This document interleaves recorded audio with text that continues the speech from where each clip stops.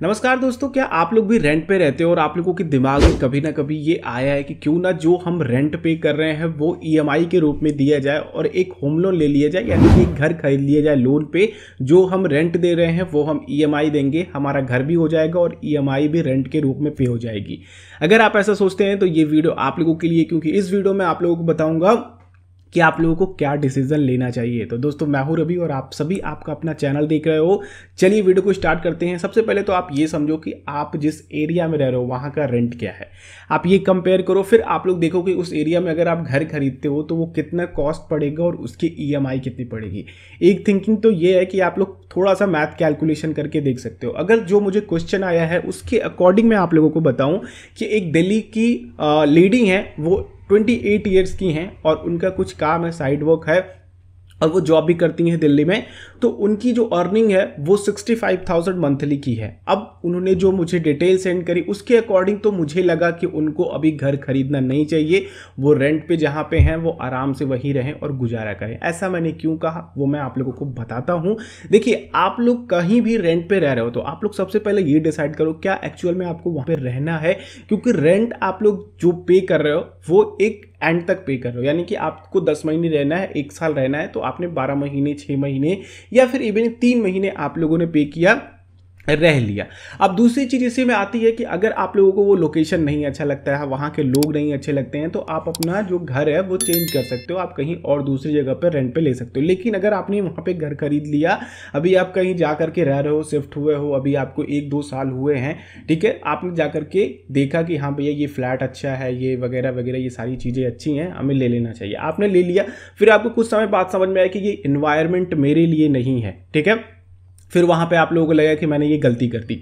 तो इस तरह की सिचुएशन उनके साथ थी। दूसरी सिचुएशन में आप लोगों के साथ शेयर करना चाहता हूं जो आप लोगों को काफ़ी ज़्यादा ध्यान रखना चाहिए, आप लोगों का पर्सनल फाइनेंस। कई बार क्या होता है दोस्तों कि हमारी अर्निंग काफ़ी कम होती है, ठीक है, और हमारा जो रेंट होता है वो 10 से 15 हज़ार रुपये जा रहा होता है, या फिर 20 हज़ार। अगर आप लोग 2-3 BHK रह रहे हो दिल्ली जैसे एरिया में तो आप लोगों को इतना रेंट पड़ जाता है। बाकी आप लोग डिसाइड कर लो कि आपका रेंट कितना पड़ रहा है। वहीं पे दोस्तों, अगर आप लोग पर्सनल फाइनेंस की तरफ आते हैं तो आपको ये देखना होगा कि अगर आप लोग वो घर खरीद लेते हो तो आपका जो ईएमआई जा रहा है, ठीक है, वो कितने सालों तक जाएगा। होम लोन्स 5 साल के लोन्स नहीं होते हैं, ये 15-20 साल तक जाते हैं, ठीक है, 10 साल तक जाते हैं। तो क्या आप उतने दिनों तक वहाँ पर रहने वाले हो?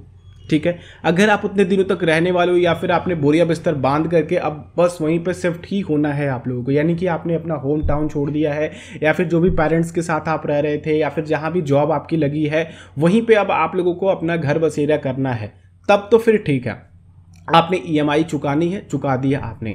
लेकिन जो मैंने आप लोगों को शुरुआत में बताया कि आप सबसे पहले ईएमआई का कंपैरिजन करो, आप अपने बजट को देखो कि क्या चल रहा है, आप ये देखो कि आपके पास इमरजेंसी फंड है। अगर इमरजेंसी फंड नहीं है तो सबसे पहले इमरजेंसी फंड क्रिएट करो, फिर उसके बाद होम लोन के चक्कर में पड़ो।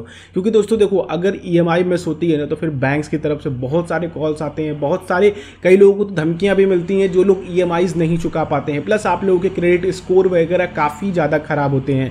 तो कम से कम अगर आप लोग होम लोन लेने जा रहे हो तो आपके पास जो पैसा सेफ और सिक्योर होना चाहिए वो 1 साल तक के खर्चा और 1 साल तक की ईएमआई आप लोग बिना जॉब के चुका सको।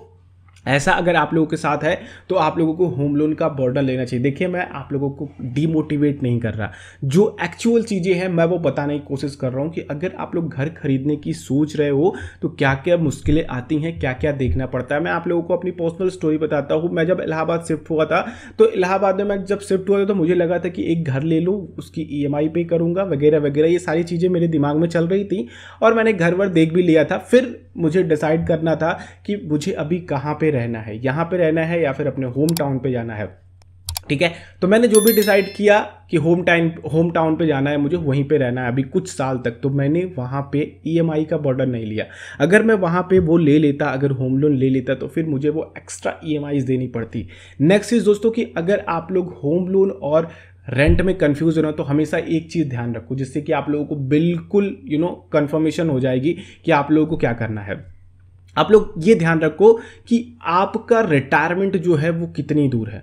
रिटायरमेंट अगर आप लोगों का 30 से 40 साल दूर है तो आप लोगों को होम लोन लेने में थोड़ा सा रुक जाना चाहिए।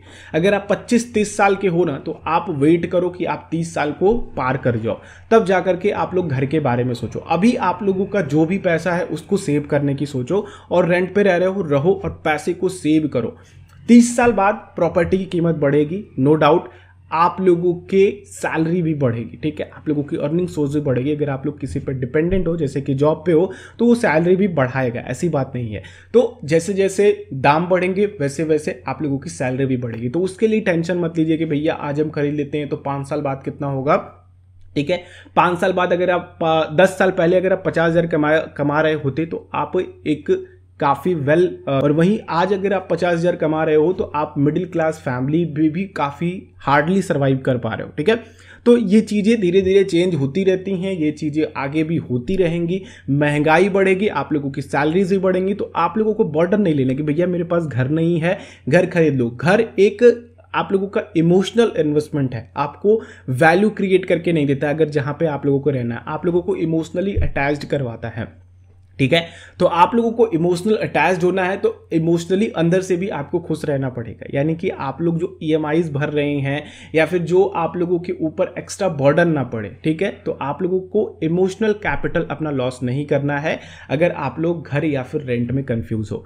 तो आई होप आप लोगों को कुछ समझ में आया होगा कि एक्चुअल में क्या करना है। अगर मैं आप लोगों को कंफ्यूज कर दिया हूं तो नीचे कॉमेंट कीजिए या फिर आप लोग मुझे व्हाट्सएप पे मैसेज कीजिए, मैं वहां भी आप लोगों की हेल्प करने की पूरी कोशिश करूंगा। वीडियो अच्छी लगी तो लाइक कीजिए, दूसरों के साथ शेयर कीजिए। चैनल पर अगर आप लोग नए हैं तो सब्सक्राइब कर लीजिए और बेल आइकन को क्लिक करेंगे तो आने वाली हर एक वीडियोस की नोटिफिकेशन आ सकेगी।